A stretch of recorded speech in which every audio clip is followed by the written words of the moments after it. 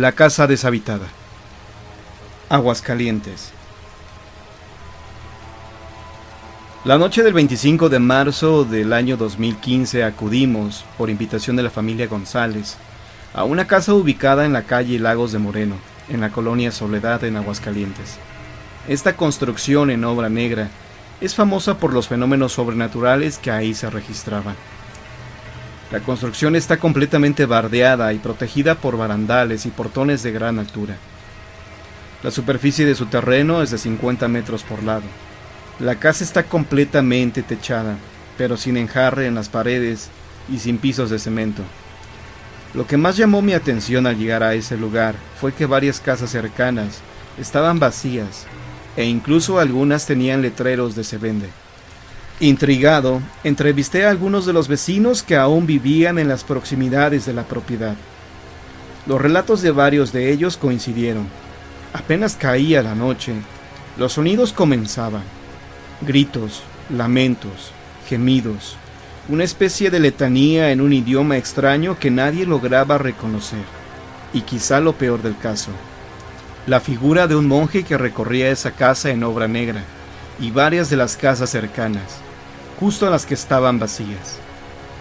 Mientras continuaba con las entrevistas a los vecinos, se acercó a mí un hombre llamado Martín, quien dijo ser el albañil maestro encargado de la construcción de la casa, motivo de la investigación, y que de acuerdo a los datos recabados, había la certeza que la casa estaba poseída. Lo que nos compartió fue muy interesante, y nos ayudó a entender el porqué de la posesión de esta casa. Según Martín, el dueño de la propiedad era el señor Rafael García, a quien describió como un hombre maduro, rubio, alto, de piel muy blanca y de complexión robusta. Don Rafael, como lo llamaba Martín, vivía en Estados Unidos y solo llegaba a Aguascalientes cada 6 meses a supervisar el avance en la construcción de su casa. Cada semana le enviaba dinero al maestro albañil para cubrir los gastos del material y la mano de obra. En el último semestre en que Martín trabajó en la construcción de ese inmueble, las visitas del dueño se hicieron semanales, siempre en viernes. Llegaba acompañado por 3 mujeres y 2 hombres. Con tal de que nadie lo molestara durante su estancia, daba el sábado como día libre a los trabajadores, lo que ellos consideraban un gran detalle. Pero cada lunes, después de la visita del patrón, encontraban en las paredes y en los pisos de tierra diferentes dibujos que, por lo que me describió Martín, parecían pentagramas invertidos, así como veladoras derretidas y, sobre todo, un penetrante aroma que no lograron identificar. El aroma era tan desagradable que los empleados debían esperar un rato antes de poder trabajar.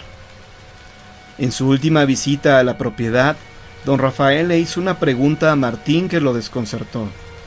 «Oye, Martín, ¿crees en el diablo?». Yo contesté que sí, y el señor se echó a reír y me pidió que me fuera. Algo en él cambió ese día, como si hubiera sido desde adentro, nos dijo Martín. Intrigado, Martín ya estaba camino a su casa, pero notó que había dejado su reloj en la construcción, un regalo de bodas de su esposa. Debía regresar por él, si no hasta el lunes podría recuperarlo y no se salvaría de la furia de su mujer. Ya era noche cuando llegó a la construcción. Estaba por entrar cuando notó el brillo de unas luces dentro de lo que sería la sala.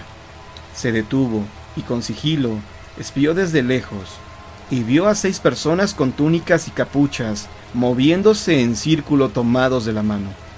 Mascullaban algo que obviamente no lograba entender, ni sabía si se trataba de algún otro idioma.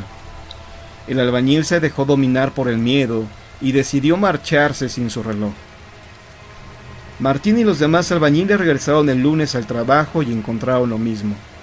Dibujos en las paredes, estrellas encerradas en círculos y algunos objetos que no logró identificar, pero que decidió guardar por si su patrón se los pedía. El viernes de esa semana, don Rafael no llegó a la hora acostumbrada, y Martín decidió llamarlo para saber de él. Le contestó una mujer, y en un pésimo español le dijo que Rafael había muerto. La noticia tomó absolutamente desprevenido a Martín, quien ante la falta de recursos decidió detener la obra. Pocos días después de suspendida la obra, en la colonia, se desató una serie de robos a casas habitación. Martín decidió ir a cuidar la casa y los diferentes objetos que en ella había, pues temía que si se robaban las cosas, alguien pudiera responsabilizarlo a él. Una de esas noches se fue la luz en toda la colonia. Martín llegó a la casa alumbrándose con una lámpara de mano. Al entrar, justo en la misma habitación donde vio por última vez a don Rafael, sintió un frío que le heló hasta los huesos.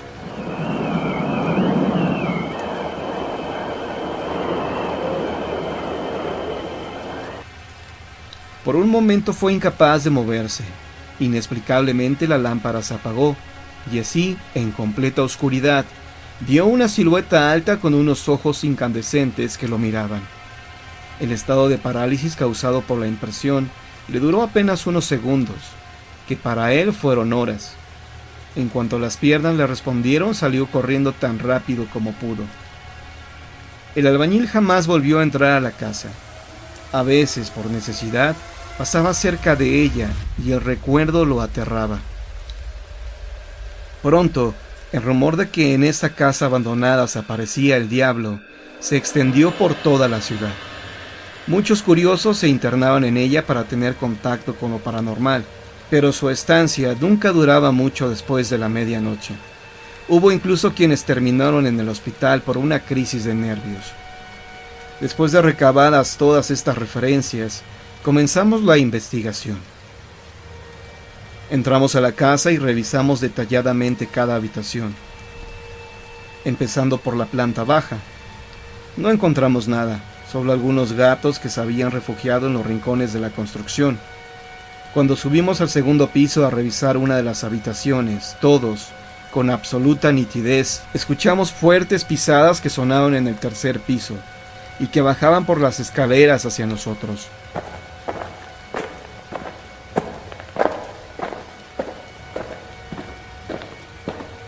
Salimos rápidamente para ver de quién se trataba, pero no vimos a nadie. Desconcertados continuamos el recorrido, pero al llegar al tercer piso, un fuerte olor nos impidió seguir. El olor nos provocó un tremendo malestar que solo desapareció cuando llegamos a la calle. Ya todos estábamos afuera. Ahí, mientras nos recuperábamos, tomé algunas fotografías de la fachada desde distintos ángulos. Ya repuestos, nos despedimos de los vecinos que estaban cerca y nos retiramos.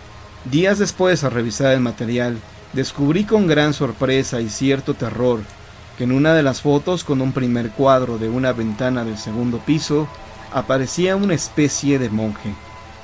Por la descripción que Martín hizo de don Rafael cuando lo vio en su ritual, supe de inmediato que se trataba de él. El atuendo era el mismo. Además, para cuando tomé las fotografías, ya no había nadie dentro de la casa. Conseguí evidencias, y ahora no me queda ninguna duda de que esta casa de la colonia Soledad está habitada por un espíritu del más allá. La máscara hereje. Leyenda de Toluca.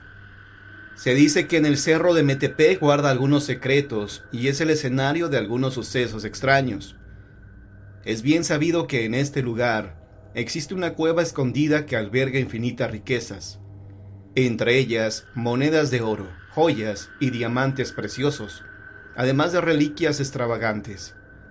Cuenta la leyenda que allá por los años 70, un par de jóvenes aventureros se enfiló hacia el cerro, intentando encontrar un tesoro que no era precisamente el de esta cueva. Acamparon en un paraje solitario, descansaron durante unas horas, y luego se dispusieron a inspeccionar cada rincón del sitio. Uno de ellos sabía de la cueva, pero no estaba seguro de su existencia, por lo que se sorprendió al descubrir una entrada que jamás había visto. Sin pensarlo, los aventureros se adentraron en la cueva, echando mano de sus linternas. Cuando llegaron hasta el fondo, ambos quedaron maravillados con lo que sus ojos veían. Un resplandor iluminaba el tesoro. Tanta era la luz que no se necesitaban las lámparas para admirar la belleza de las joyas y las reliquias.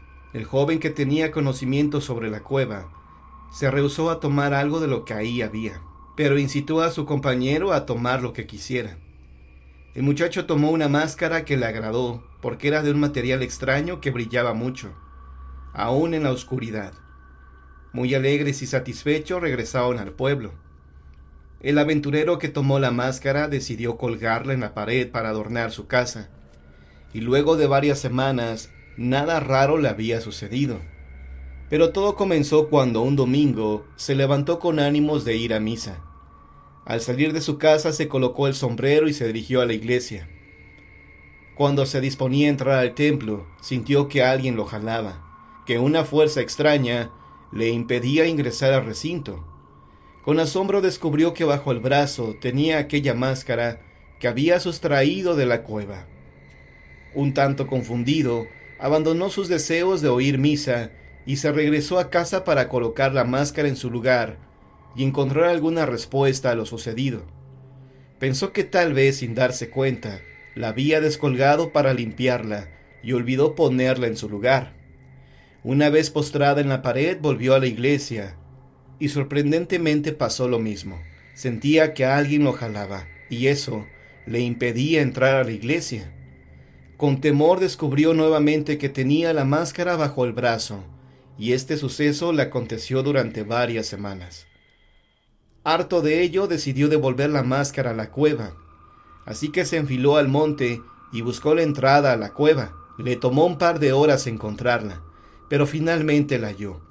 Se adentró en la caverna y se dejó guiar por el resplandor que podía observarse a lo lejos. Al llegar hasta el tesoro no pudo más que maravillarse nuevamente. Sin embargo, recordó su cometido y dejó la máscara en un rincón, en el mismo sitio de donde la había tomado. Pero al intentar salir, la entrada se había cerrado y él había quedado atrapado, resultando vanos sus intentos por salir. Cuenta la leyenda que la cueva está resguardada por el diablo, quien atrae a las personas para que sean las víctimas de su propia codicia. Estas almas en pena son las que mantienen con vida el lugar. Siempre hay un siervo del demonio que se encarga de llevarle gente para satisfacer los deseos de Satanás.